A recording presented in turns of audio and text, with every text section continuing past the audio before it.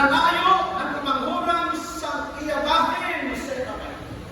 Ang dapat sila nalaot, ini nga pamilya, may buhat ang kaputod ng mga lalaki. Kag ini nga pamilya, hindi pobreng pamilya. Manggaranong sila. Ayahay ang ilang kahintang sa kinabuhi. Kagusto sa ilang pagkaon dito. Kag ini nga pamilya, upod sa ilang amay, gintudluan sila sa ang ginatawag Kristohanon, Diyos nun na pagkinabuhi. Wala magkulang ang ilang amay para sa iyo. At ang imong mabasa ko rin, ang anak hindi pa nakontento sa kaayo sa iyang amay na ginahimo sa iyo. Nangayo pagit siya.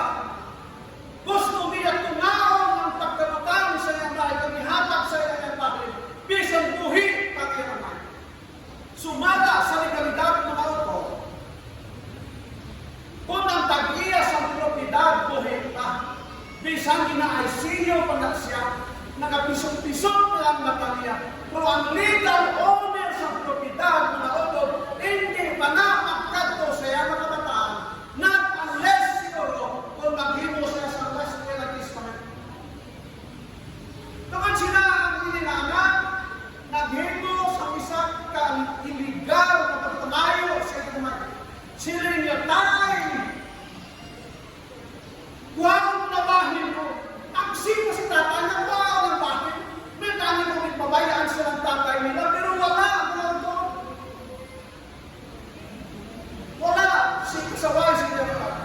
Pero gusto niya siya na magkuha siya ng bahin. Ang mga silid sa versikulo 11, kag-12 yung mga.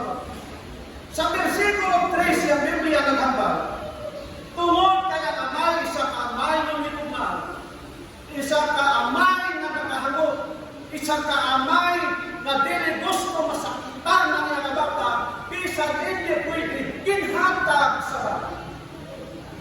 Ginbaligya ang pagkabutan, katuna ginhatag sa mga anak. Kagsantang nakadawat ang bata siyang bahay, mga kauturan, naglakad sa malayo. Sa nakuha ang bahay, naglakad sa malayo. Buot siya ron, na hindi siya gusto na nakabati sa mga maymay, sa tambag, sa laygay, sa iyang.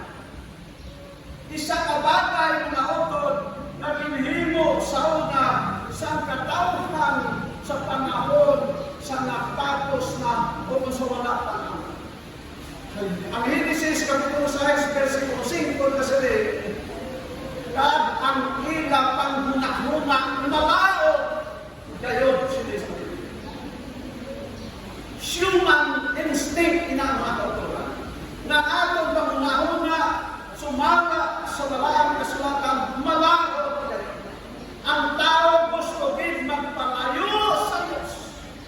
Hindi siya gusto magpalapit sa Ginoo na ito.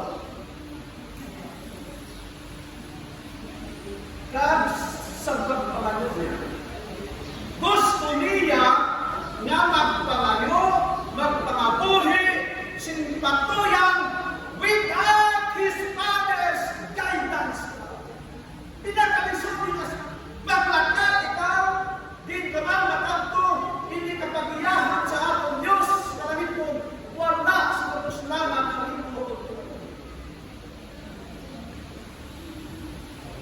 Kandong-dong ako, na nabibay ang kingdom ng Israel. Siya napatay si Solomon. Napuli sa iya si Rehoboam na anak. Bakasyon ni Rehoboam sa iyang posisyon ni Nabi. Ginpamangkot niya ang mga tigulang na kaupod sa niya naman. Ano ang dapat kuha? Tungod sa sina ng panahon, may mga rayot na, may aral na simpanihas na dito sa California University na himo sa mga Palestinians namangkot si Solomon kapag si Rehoboam sa iyang sa natikulang sila sa natikulang sunod sa inyo. Dayon mga oto, namangkot naman siya sa mga batangkong kamay niya. Di ba lo ka mo makakot? Hindi man sa inyo magpagka-istorya. Pero kung talentong istoryahan, mas tamo talento ang mga gurang mga oto. Tamo pa mo imbestigahan ang mga batangkong. Puro talento, true experience tamo ang mga gurang mga oto. Sa mga mistra, mag-retire sila pinagani 65. Pero sa mga tuwes, labing Supreme Court, sa Court of Appeals, ilang mag-retire sila? 70. Kaya ma'am, nila ang utot na magabalansi kung tako mga singkidad. Di ka nakita na utot si maayong kagobyerno sa kumbakan kung ang ordo. Tanawa ang North Korea. Tata ka na kaya iyang ako nakapirmi. Away. Ikumpara sa mga itulang. Bilang na si Taipei Garo. O si Taiwan mga ordo. Ay na kami ang usog ng mga titulang eh. Ay na mga person, ibigay sa sako mo. Pero sa dire, alkansin nito ba ako? Mga ordo. Ako, si Tinta. Kurang na. Maang na. Idagdag din ako. Huwag na bro niya, matsaka mo, 35 na mo. Hindi ko niya, may nang kumakam. Hindi lang mo sinubuan, hindi ko sa katanong. Ang advice sa katanong, ang magintungan mo ang natawag, nabihtaktungan ang Israel sa southern pag sa northern kingdom. Ang matanong silin sa Biblia, nagpatuyang sa iyang pagpapatuhi, barkada, babae, sundar, alak, ang son. Pagustuhan ang pagpapalino. Wala nagtanaw sa mga siling natin kung ano ang natabo sa buwas. Patanong kung wala ang Diyos na giya sa aton, wala sing direksyon ang kabuhi sa isa katao. Hindi na ako nakalimutan. Kung wala ang Diyos, wala direksyon ng aton kinabuhi, ang una-una nimo na talipay ang maabtan kasakit. Kung nakapamangkot kita sa mga gulang, na may buod man nagulang, kami nagulang ng magbuod. Diba? Atong mga Diyos ko nung nagulang, kung kumakutan ninyo, kayo makahatag sa inyo, sige ng tawag ng mga advices. Versikulo 14. Saan nagasto ang tanan, nagsugod ang pinawaton, nagumla ang tanan niya, nga mga abyan, mga utod. Pwede sa kwarta mo, din sino mga utod, sino may kinakwarta. Kaya ang abyan mo ka ina, mag-upotan sa ino, kung damo ka sa kwarta. Pre, tagay ka pre. Pero may nakwarta. Wala. Ay man ang matungod na abyan, makikupod sa ino, bisan sa panahon na wala ka na, ang dakes, Jesus Christ. Siya lang ang matupod sa aton, bisan wala ang maluto. Sa pagkatapos na natula niya ang tanan dito kaniya, na hibatwa na sa iyong galit. Pero tapos na. Siling kasi nagalog, walang pagsisisi sa huli. Diba? Walang pagsisisi sa huli. Ang pagsisisi mo ito. Correct na po yun. Naman, purpose discount. Verse 15.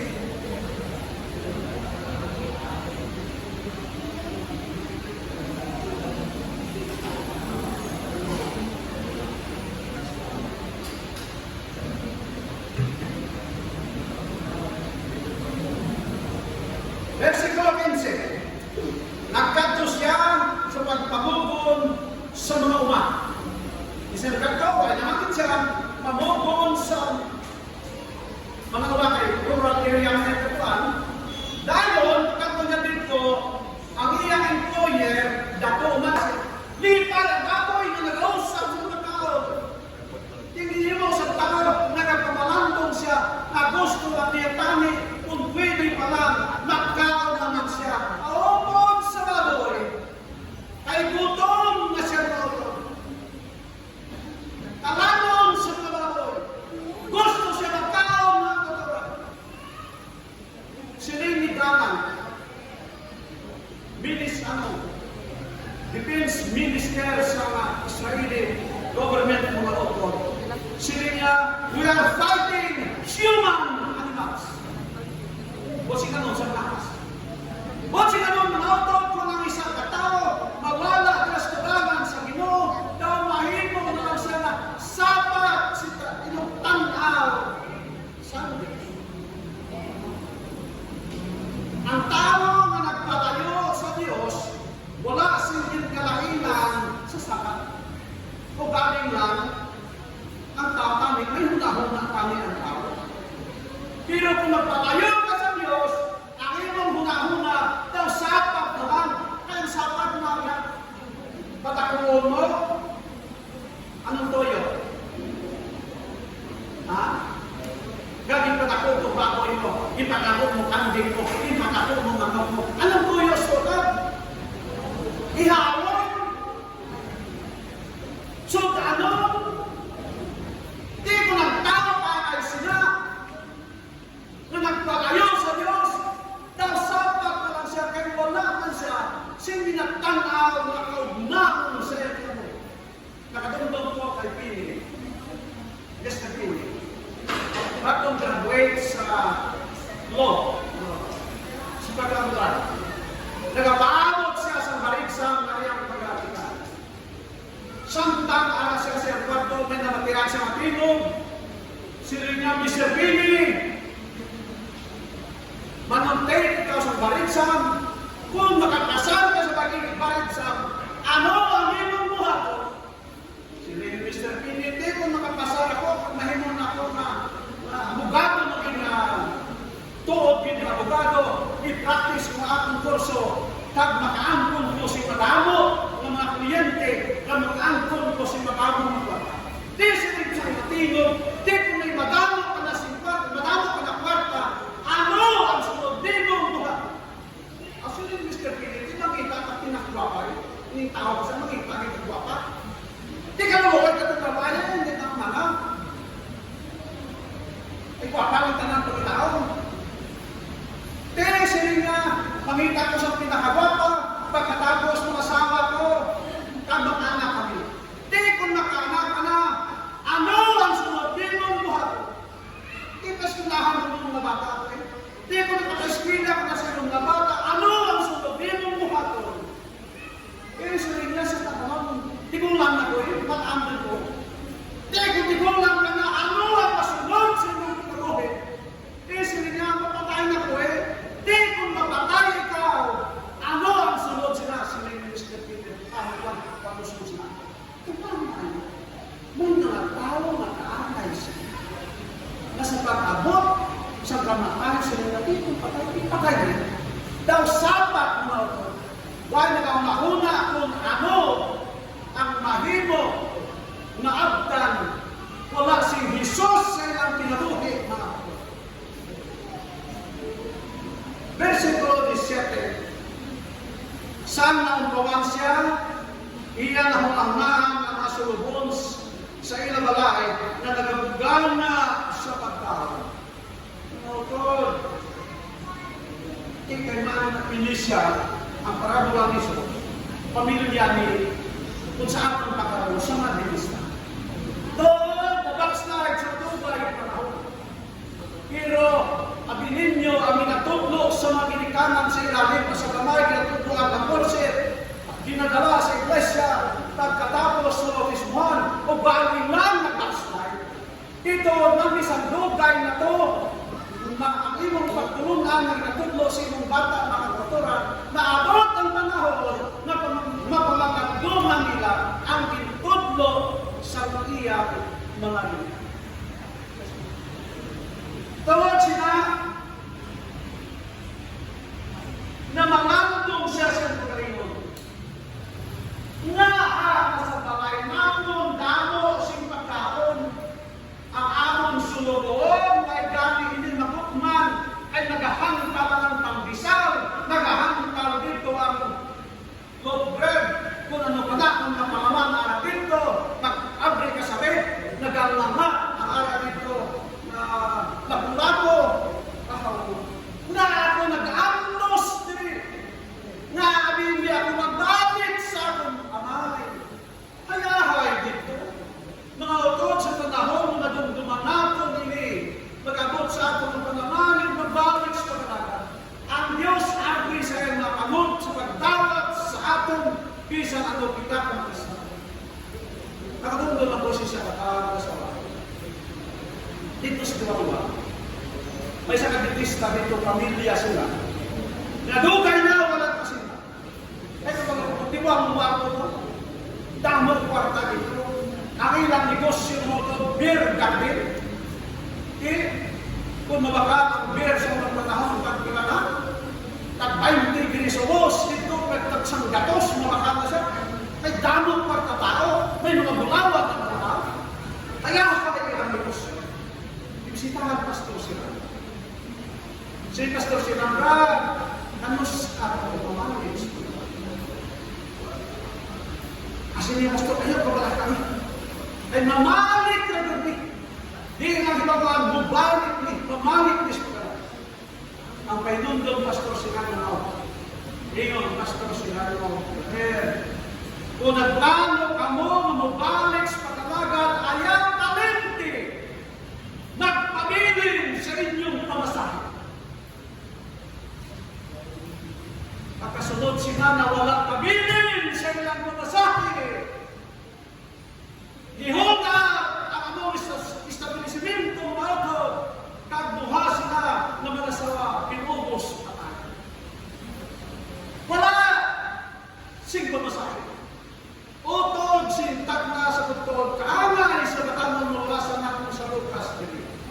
Nagkinahanglan kita magahimo sa atong desisyon at ubangan sa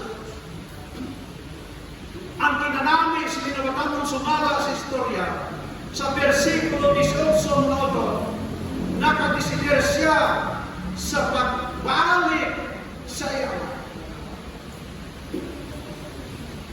Nodo, sa iya muna na mabalik siya amay, ang iyang amay sa madugay ng panahon, nagpaabot sa iyo.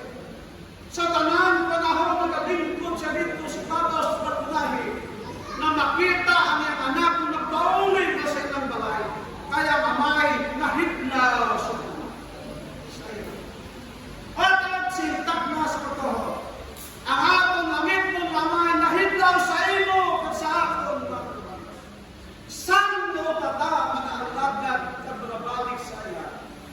Sing tinuuray na patawagad sa kubangan sa pag-alagad mga auto atong handong ang langit, pag-alagad na hindi nahog-lahog na pag-alagad. Kaya kung kayo sa mayon, alagad naman, pero alagad lang, puro alagad lang.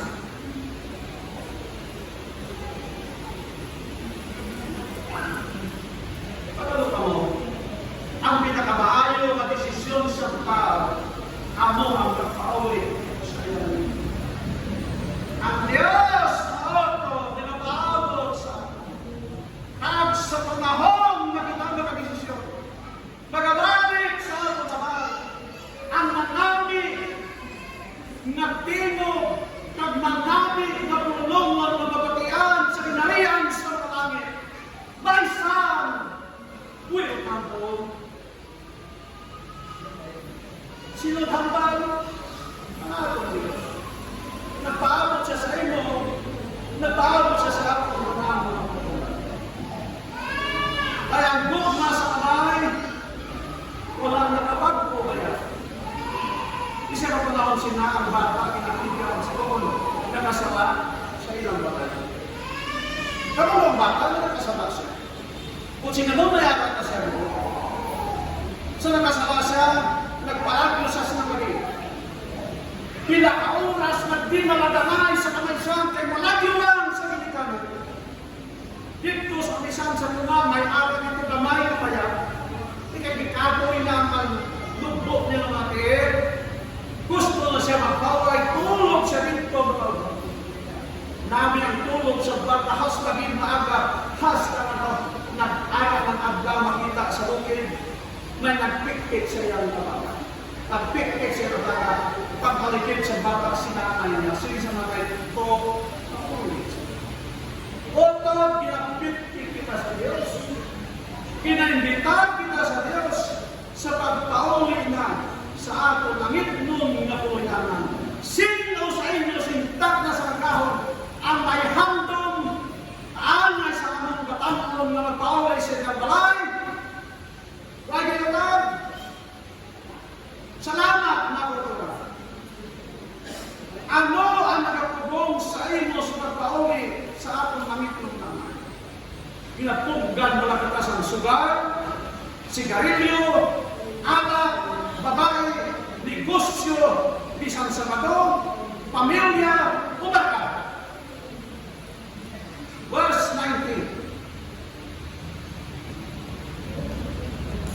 At 20, ano kong pitis kita? Nakita siya sa iyamay sa batayo, kaluoyan siya. Ang pulong kaluoy, nagabandilyo sa mga kasulat. Ang baliko ng istorya na naglakad ang anak sa isa kailigal na paglakad tungod kay bisan hindi pa panahon, ikuha kaya bahin.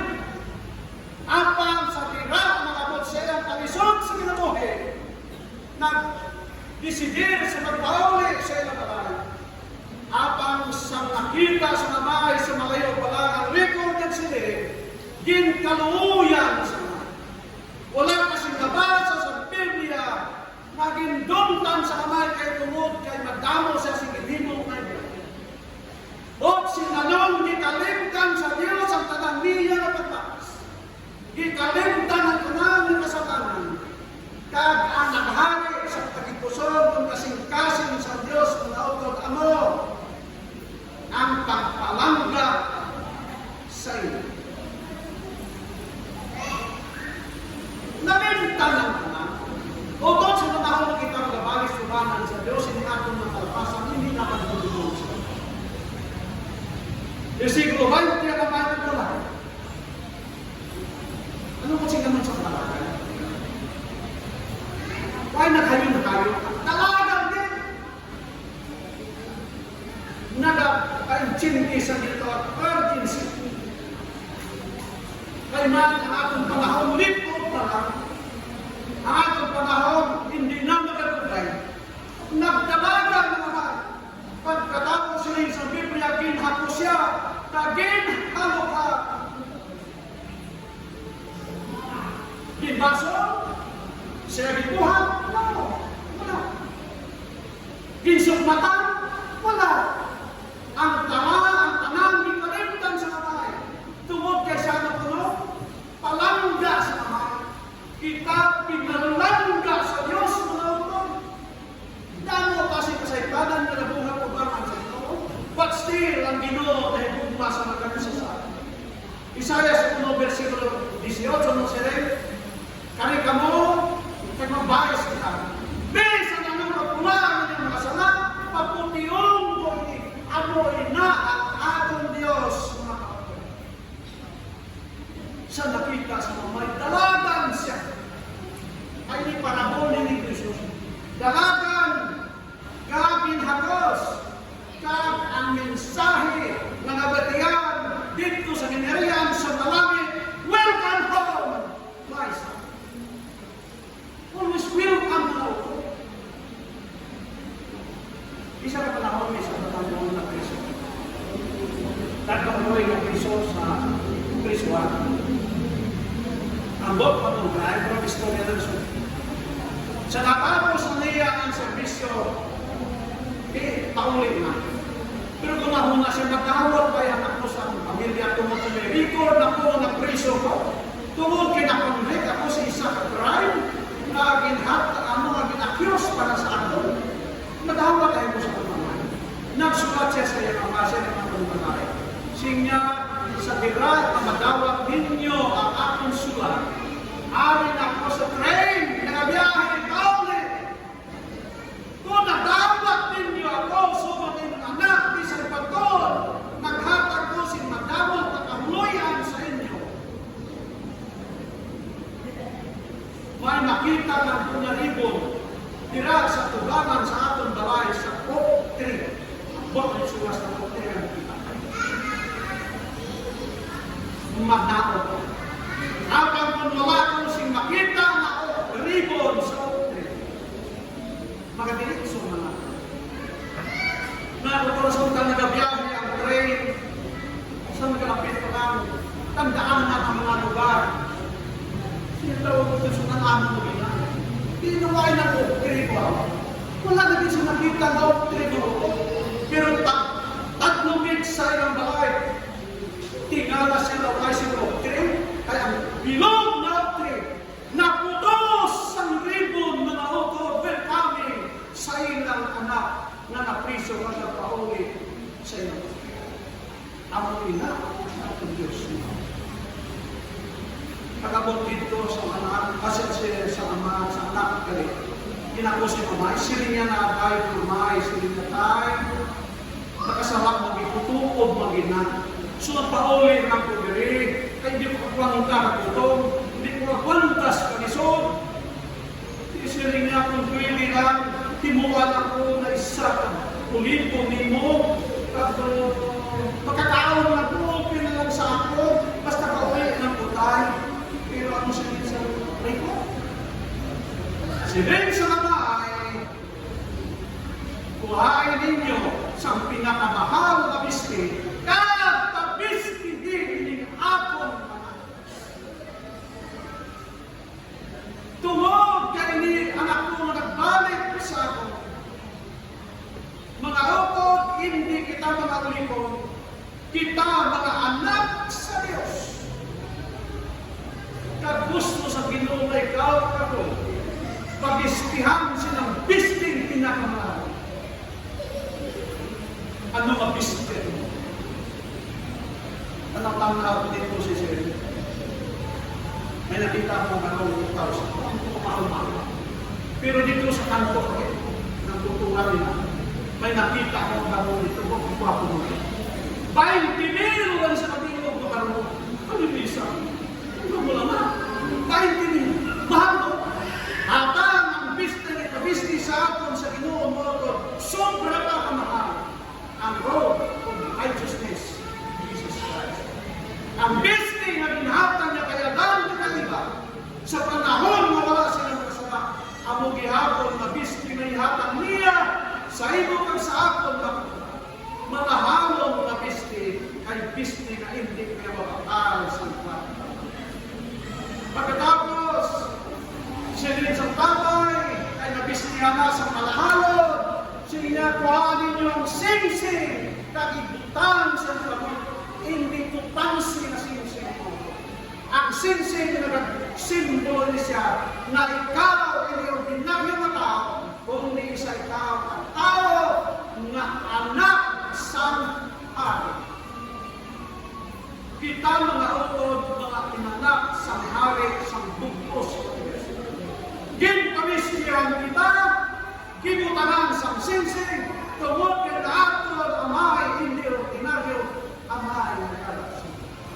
Verse 24, atin 24. Kaging paihaw sa amay ang pinagtanggol na bata. Kag nagkasad ka sila, tungod kay nagbalik ang isang makasasala na bata sa iya mga.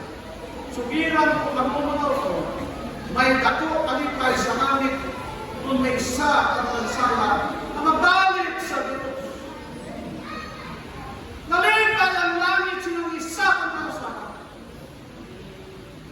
Kung ikaw ang musina na nautod ang Diyos nalipay, ikaw balik sa Diyos. Kaya mo nang hantong sa Diyos. Thank God for your love and mercy.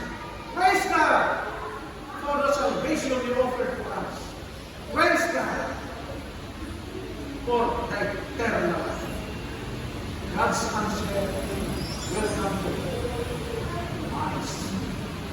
God bless. Mag-isa.